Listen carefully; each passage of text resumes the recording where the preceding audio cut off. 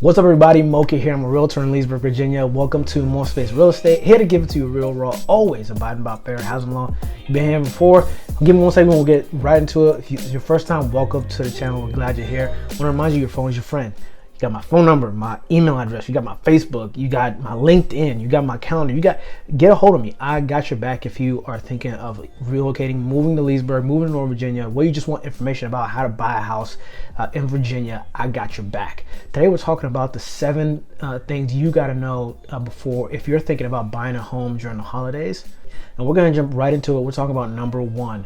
There are similarities between the holidays and between buying a home. Whether you're in the end of year holiday season, in the summertime, at the middle of the year, or in the beginning of the year, there's some similarities between the two. One is the stress, right? Whether you're buying a home, it's going to be stressful. Whether you're an investor or you're going to be living in the home as a primary residence, there's stress involved.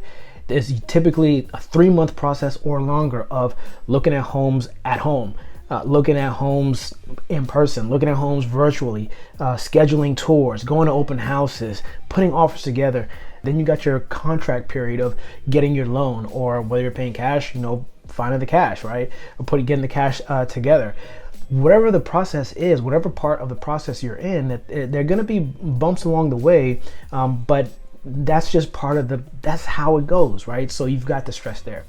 There's always stress in the holidays, whether it's just a 3-day weekend, or it's a full-on holiday where, like, something like Thanksgiving that's coming up, right? There's going to be stress. If you have to plan for more than one person other than yourself, there is going to be stress, right? Who's going to be going, which family is going to visit whom this year, right? Or how, where we do an Airbnb or a hotel, right? Or who's gonna share a bed with who's gonna be here with this person, there's so much planning involved that it can cause stress.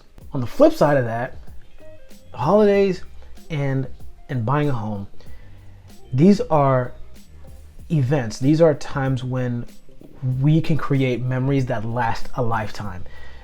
Buying a home can be stressful, but it's something that if once you get those keys and you sign off and you do it with me, we take a picture together and you get your champagne bottle and your cutting board.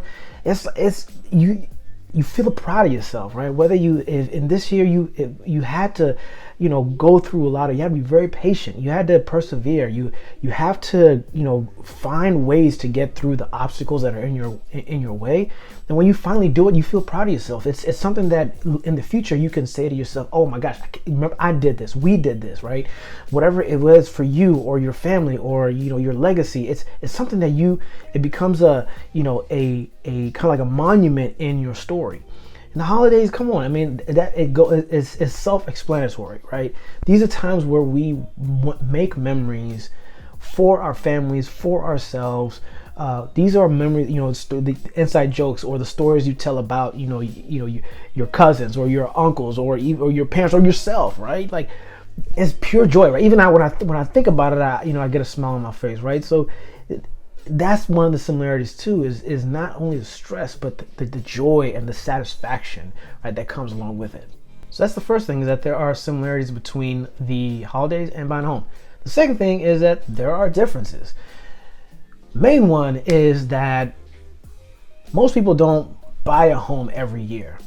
Some, even investors, some of them don't buy a home every single year, right, or multiple times in a year. So when you're buying a home, it's something that you're planning to do, and it's something that you kind of put your energy towards, because you know that it's not something that happens every day or every year. So it has, in some ways, a logical priority in terms of how it fits in with the cycle, like a life cycle of the rhythms of your life. The holidays, on the other hand, happen multiple times a year, every single year. And so it's not to say that, hey, it's a dime a dozen, so if I miss this one, then it doesn't matter. But no, like, it's a good thing, and the reason why they're so important and so memorable is because every time we do them, the memories, the love, the care, the joy increases. It enhances every single time. So those first two things are more thinking about big picture kind of mindset. How do you approach just wrapping our heads around buying a home during the holidays, right? So that's more mindset. The third thing to keep in mind, and this is more specific to the buying a home during the holidays, is that there won't be as many homes on the market. This happens every year. Why? When it's time for the holidays, I mean, if they're not in someone else's home, they're gonna be in their home, right? And if they're in their home, they want that time with themselves or with their families, right? So sellers, even though they do want to get paid, they also want to relax and enjoy the home that they're in. One of the reasons why there's less inventory during the holiday seasons, or whether it's at the end of the year, the middle of the year, or the beginning, is because sellers are humans too, and they got things to do. They like to be busy. They like to relax.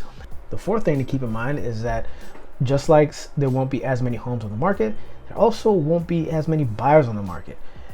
Where we are right now, the decrease in buyers I'm not going to say it's insignificant, but instead of maybe competing with 5 or 6 offers, you might be competing with 2 or 3. Okay, so that's what it means to have less buyers on the market, or at least prepare for that. So you don't go in thinking that you're just going to walk right into a house and you have to compete. So manage your expectations. But buyers are like sellers, like you and me. They're people. They're humans. As I mentioned, the buying process is long. It typically is 3 months or more. Sometimes it could be less. And so sometimes the holidays can be a time where some buyers will say, hey, I need a break. I'm tired from going out over and over and over to find a home. Some people are coming, they're having to drive an hour and a half, 2 hours to where they're going to be looking for homes if they're relocating. It gets tiring.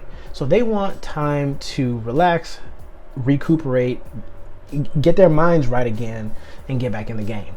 So you have this kind of double kind of dip in a sense on both the supply side and the demand side, which almost like is not really like a net zero situation, but that's what you can anticipate. So if the situation is net zero, it's really not changing, except it's just thinner. So who shouldn't buy a home during the holidays? And this goes to the fifth thing.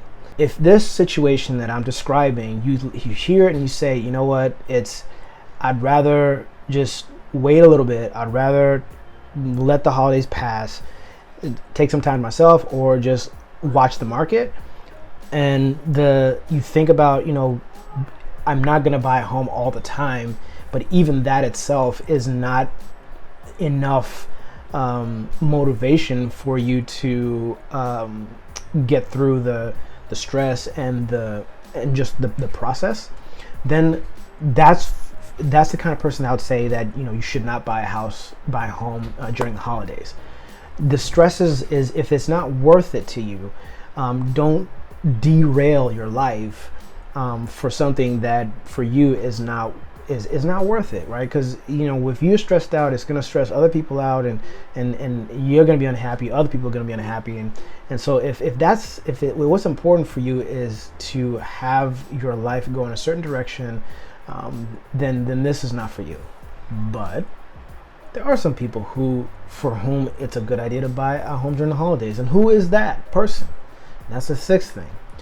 If you have gotten to this point and you say to yourself, it makes sense, right? I've been looking for a home, or I've been planning to look for a home, and when I think about the holidays, and I think about the stress, and I think about buying a home and how it doesn't happen very often, and I look at the direction my life is heading, I say, I'm not deviating.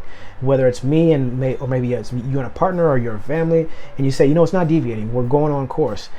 If this all makes sense for you, and you're not saying, this is more of a hassle. If this makes sense for you, then you should buy a house during the holidays. Or if not getting on a contract, you should continue with the process. You should continue being active in looking to buy a house during the holidays. The seventh thing is more of a tip and something to think about is if you're going to be buying a home during the holidays and it's, you know, there's going to be less inventory, but there's less buys. So the question is, like, where are these homes going to come from? Well, let me ask you this. If you had an opportunity to sell one of your products without a hassle, without having to deal with, you know, people hawking you or whatever, that you could get a fair price for your product and without having to go through the whole process of going to the marketplace, is that something that would be beneficial for you? And that's the thing, is that there are sellers who are either taking their houses off the market or who do not want to put their houses on the market because they don't want to have to deal with the hassle. But what if they could sell their house, transition, move on with their life? Again, as much as you don't want to be derailed, they don't want to be derailed. That they could move on with their life, sell their home without the hassle, without having to forego their priorities. Those are the people that will sell their homes. Those are the people that could potentially be options for inventory that is it's not readily available, but it's also still possible to tap into that. So that's where you want to that's where you and your agent, whoever it is, want to start tapping into. Are there people like that who would be open to getting what they deserve for their product, quote unquote, slash property, without having to deal with the hassle, right? So that's more of a tip, something you need to think about. If you got an agent, whoever it is, maybe you don't have an agent, whatever situation is, think about that, right? It's more of a strategy, if you will. So get your free home buyer pro kit in the description below. Watch out for some more neighborhood tours coming on in the next few weeks. Perfect timing, right when it gets cold is when I decide to start going outside. But you know, whatever, life happens, and it is what it is. But thanks for hanging with me, guys. Until next time, take care. And from me to you, it's always fun, it's always real. I'll catch y'all next time.